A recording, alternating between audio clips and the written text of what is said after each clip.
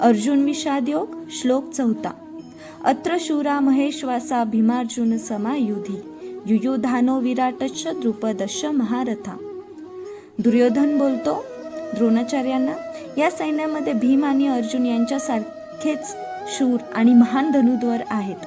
तसेच युयुधान, विराट आणि द्रुपद यांच्याप्रमाणे श्रेष्ठ योद्धे सुद्धा आहेत. दुर्योधनाला माहीत होतं अर्जुन आणि भीमाची शक्ती, त्याची जाणीव होती.